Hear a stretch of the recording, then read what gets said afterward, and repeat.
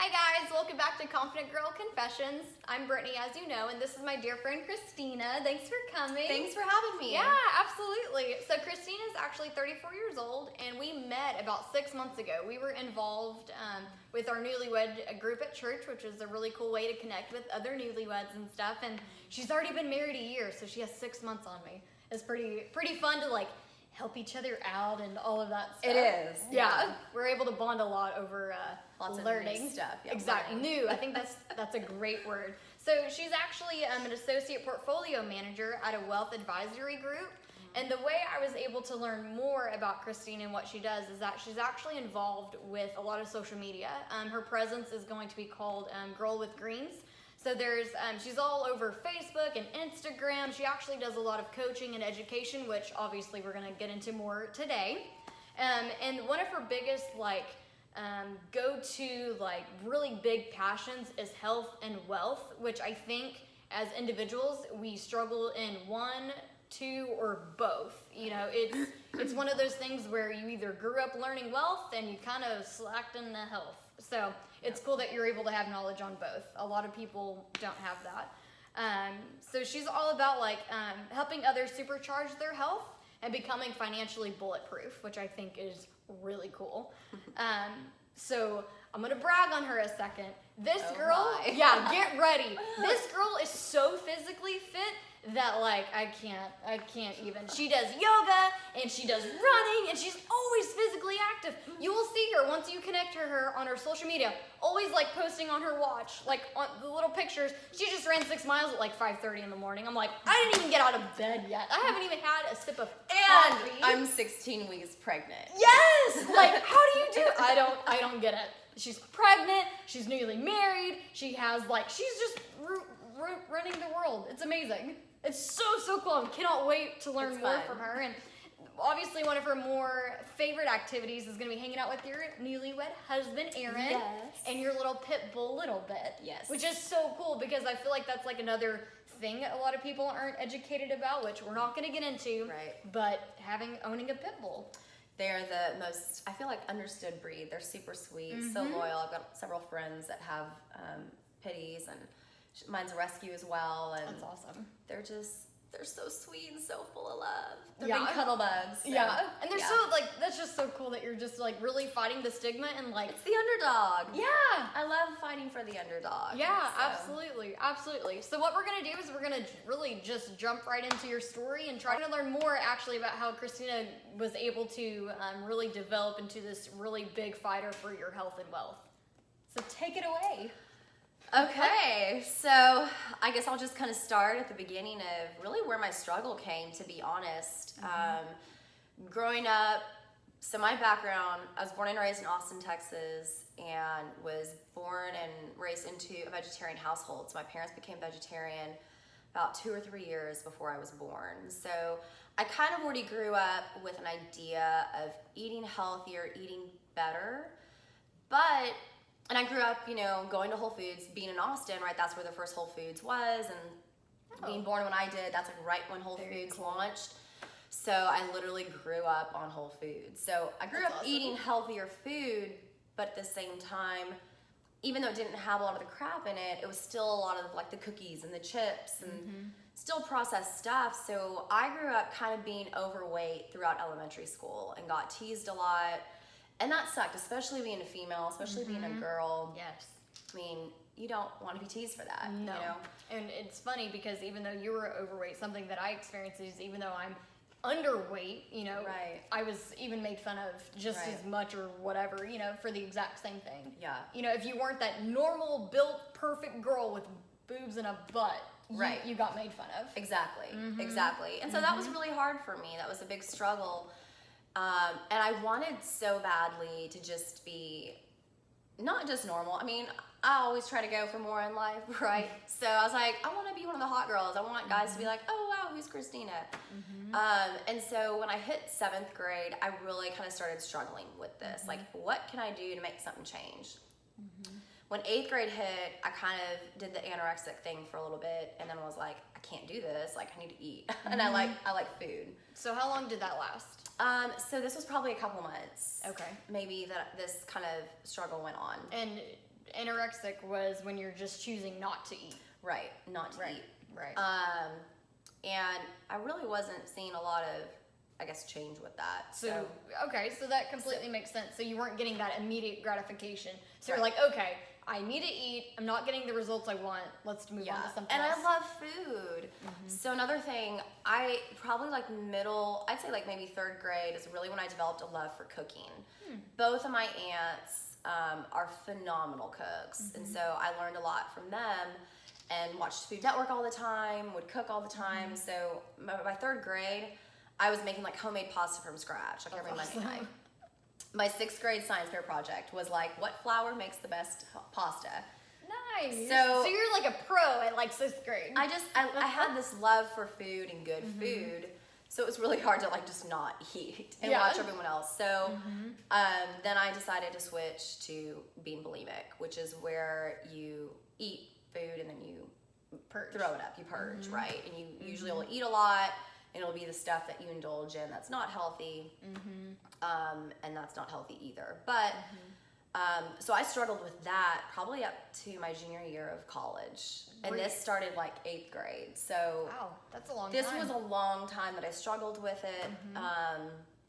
It was something that maybe only I think my parents kind of knew, and then like a couple of my best friends, maybe like 1 or 2 of my best friends knew, but other than that, I hid it, and it's a very easy thing to hide.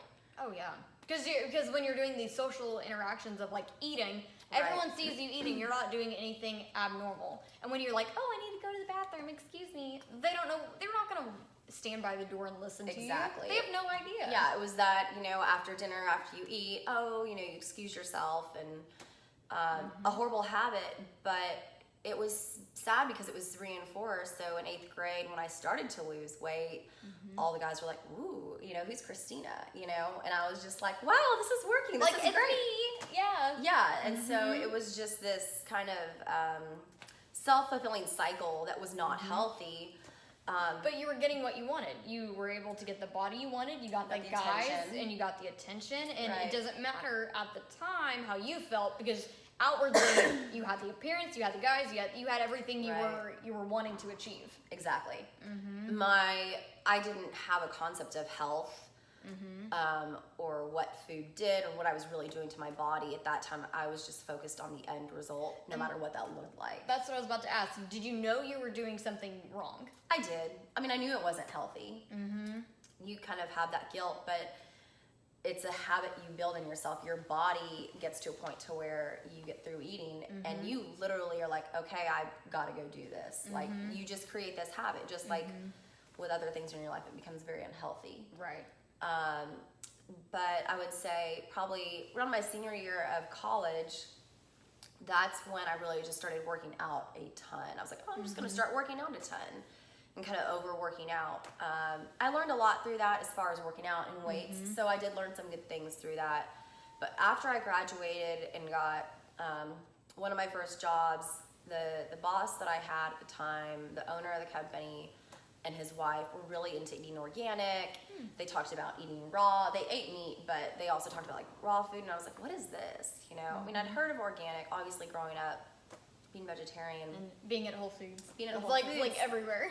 But I mean, in high school, I would go sometimes twice a day to Starbucks. I was obsessed with Starbucks, and I would go get like an extra caramel frappuccino with extra whipped cream. Right. And that would sometimes be my meal. So I did not understand or practice good nutrition. So even though you were vegetarian, you still were not eating healthy. Right. I mean, and you can look at this like, just because you're vegetarian doesn't make you healthy. I mean, you can eat French fries and potato chips and be overweight, and I saw a lot of that, and have seen that, firsthand and stuff. So when I kind of started discovering this at my new job, I was doing a lot of research, and just it was almost like a light bulb went off in my mind. Like, wait, healthy food, maybe it could actually taste good and be good for me. And that was such a novel concept, because I think we grew up thinking healthy food can't taste good. It's kale. Like it's gonna be bland and boring. Yeah, it's like a salad every dinner, every meal. Or I loved to cook good food, and I was known for that. She's a great cook. Thank you.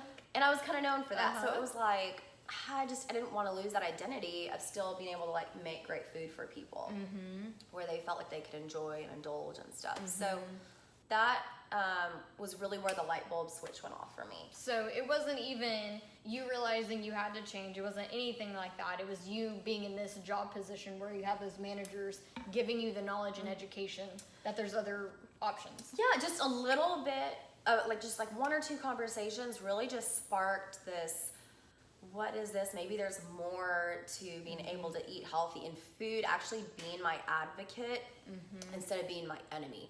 Because all these years it had been the enemy. It had made me fat. It was, bad. It had nothing good. And then I started to relearn. I couldn't read enough books. I got really interested in the subject about health. And how can I use food to help me get to where I want to be instead of seeing it as like the arch enemy, the villain. That's awesome. Yeah. So how long did it take you going from completely bulimic to overcoming that? So that was a process. It wasn't, for me, it wasn't an overnight thing. I did not go get professional help. It was really just changing my mindset. Wow, so you did that all on your own. I did.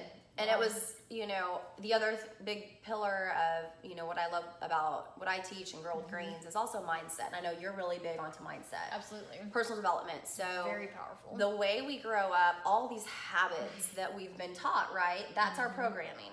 That's just like, an old operating system on your iPhone. So when you download the new operating system on your iPhone, obviously that happens like in a second. It's right away. Instant. But that's not how our minds work. We're not a computer. When we have to shift our paradigm, it takes time to make those habit changes, whether that's financially, whether that's your health, whether it's relationships, your confidence, your business, taking action. I mean, all those different things, it's a process. So I really had to dive deep. And when I started seeing how I could easily make these changes, these small changes, and eat great food that tasted great, right? Because that gets you excited. Like, oh, I don't have to deprive myself. And started seeing the results. It just spiraled from there, and I was like, this is awesome. Yeah. And started sharing what I was learning with other people, and they were like, this is great, tell me more. And so it was just a way for me to not only help myself, but also help others. Yeah. Get to a higher level of health, kind of supercharge their health, because everyone's in different stages in their health journey. And exactly what you were just talking about, how you're grown up, how it's hardwired, we were talking about this the other day. Right. She goes, what'd you have for dinner? I was like, a hamburger. She goes, what'd you have for lunch? I was like, a hamburger. It's just like, that's just, I was grown up with, if you're hungry, you eat whatever sounds good. We didn't grow up necessarily very wealthy or whatever. So I feel like when you're limited financially, I think also your options of healthy foods are limited as well. Because I didn't grow up with Whole Foods. I didn't even know a Whole Foods existed until I moved out of my small itty bitty town and moved to Dallas. I had no idea. Absolutely. In just a small town, we had a Walmart. So I'm very familiar with Great Value brand, and I feel like that's also a learning curve for me because I'm a very small person. So no matter what I put in my body, I won't see a difference. And I know, I'm sorry if that makes people mad, but that's just how I'm wired, But that doesn't mean I won't feel like crap after I ate 3 hamburgers. Exactly. And I think that's where it can sometimes be almost more challenging for people who are naturally thin and have a really high metabolism. I'm not blessed with that. But you're beautiful. Thank you. So have to be very diligent on making sure I eat really clean, which I want to because I feel better at the end of the day. Right, because even though our body types our bodies are wired differently, I know for a fact she feels better than I do throughout the entire day. Because about 3 o'clock today, I'm like, oh my God, I need more than just what I had for lunch because I don't eat breakfast. Yeah. It's just being able to learn. That's all it is for me, is having that education and understanding of, okay, you can't just go a couple of hours without eating. You have to schedule it out. Yeah. And I think the biggest piece for people is just having the knowledge, having the awareness, because now food and diet and just everything to help us get to where we want to be from just a health standpoint, it's very complicated. And there's a lot to know, and it's because our everything, we've got pesticides, we've got the Food and Drug Administration involved in lobbying for different things that you think are good for you. you're being told this is safe, drink this or eat this, and it's really yeah. not. So you yeah. really have to do so much homework nowadays to really be educated, and it's so sad that you know, Yeah, because it should be so simple, but everything is so, complicated. yeah, that's exactly what it is. And I think that's why I don't have any necessarily motivation to learn more. Because it's daunting. Yeah, I don't know what to learn because one week coffee is good, the next week it's bad. You know, Yeah. but in my book it'll always be good because it's delicious and it helps me get through that 3 o'clock lull. But it's just really hard, you know, to figure out. And I also think another part of that is I really truly believe, and I'm not educated on it, so don't judge me, but I feel like food, if we were to eat the same diets, it would affect us differently. Yeah. So that's the other thing is our bodies are uniquely made, right? That's such a great thing that God did. We're so different. Now, our digestive system and all of our systems work pretty much the same as long as they're not compromised, which we can talk about later about, you know, our guts and inflammation and all that. But, you know, everyone's going to have a different makeup. You know, I might have a different deficiency at a different time in my life than you might have, right? So I might need to supplement different. There might be certain foods that I'm allergic to or have adverse reactions to or just don't process very well. Or don't even like. Yeah, or don't Yeah, like. because I do not like seafood. Not at all. Yeah. Because I didn't grow up eating it, you know, and it's just little things like that would be totally different. Exactly. So it's also knowing your own body. It's great to have the knowledge, but you really have to trust and get to know your body and what feels good and what doesn't. So like my husband's got Crohn's disease, which is inflammation of the gut. Right. And so we've cut out gluten, we've cut out dairy, which are 2 of the biggest inflammation. Huge. That's like all the cheese. I know. And cheese is so good. And that's one thing So good. cut out too, noticed a big difference with. But like beans for him don't digest well just because That's so interesting. of the coatings and stuff on them. So everyone's different, right? So it's really learning to plug in and have intuition in your body. And the more you become aware of what you're putting in your mouth, right? So many of us just reach and grab and whatever throughout the day and really don't have a mind-body connection with our food. So when you start to develop that, I can say, you know what? I just had this bowl of beans or this thing of hummus. It really didn't digest well. It really didn't sit well. Maybe I need to eliminate these for a while. Yeah. That's so cool. Yeah. It's just so crazy because when you're talking about what you grabbed today that probably wasn't good, I definitely pulled like Cheez-Its out of my bag today at work. I was like, dang, I'm so hungry. And I was like, I brought Cheez-Its. I have a healthy recipe for you. I No will send way! you for Cheez-Its that are gluten-free, dairy-free. Oh my You God. can make them. Yes. I'll have to send it to you. Okay. Yeah. Okay. We will try it out. There's hope for... Yay! For a very unhealthy girl. There's hope. That's awesome. Yeah. All right, Miss Christina. What is your biggest advice to someone out there who not only doesn't know how to eat healthy, but who is in that exact same either anorexic or bulimic mindset? What would you tell that person? That's a great question. I think the biggest thing is you have to want health. And you have to want to make that change to get healthy, right? So all those years I struggled, I didn't have a desire necessarily to care about what I was really doing to my body.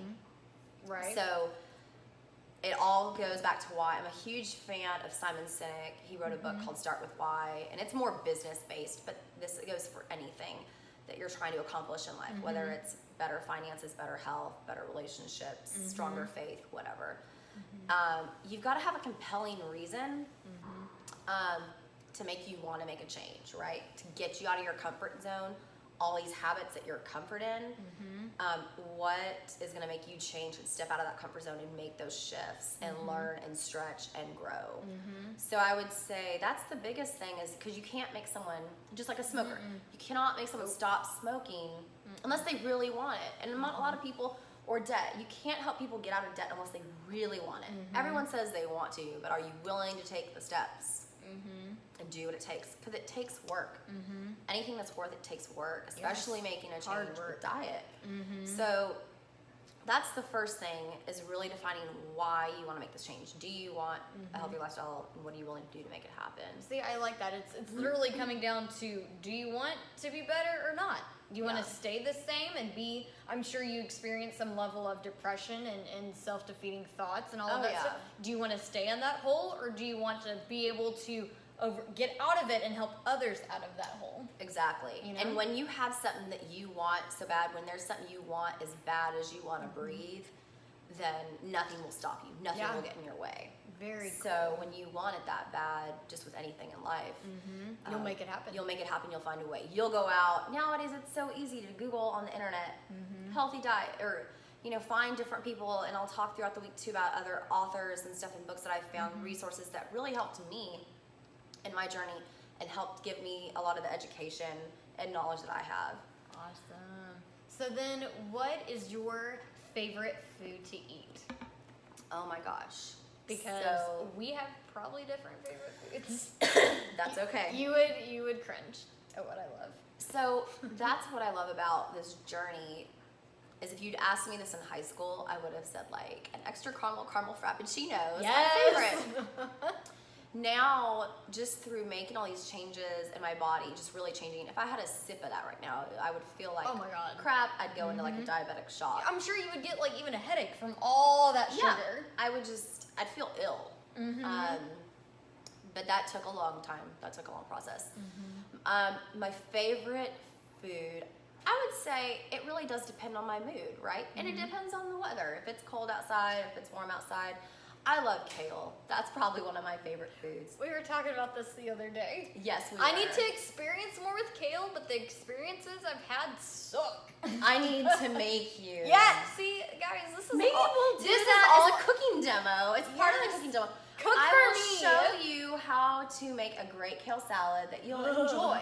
Okay. That will taste good and won't be like Okay. fibrous and hard to chew. Yeah, and dry. sour, because I'm not about like Crunchy, yeah. Yeah. I had like a apple kale smoothie one time.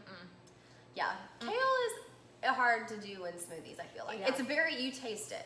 So Oh, it's an yeah. acquired taste. If you're doing smoothies, I tell people when you're adding greens, do spinach.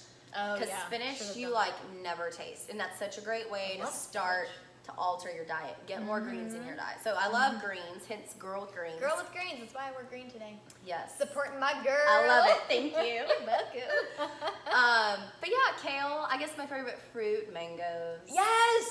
Okay. Whole Love Foods. mangoes. Whole Foods had mangoes like 5 for $5. And I'm Yes, those are my favorite Yes! kinds. Oh my God. They're They're yellow. So, They yes! don't have the green or the red, and they're No, not as they are fibrous. so They're good. So juicy. I was like, this is how unhealthy I am. I got to work, right? Because I work a lot. And I got to work in the kitchen, and I was like, how do I cut this? How do I eat this mango? Because it's not like an apple.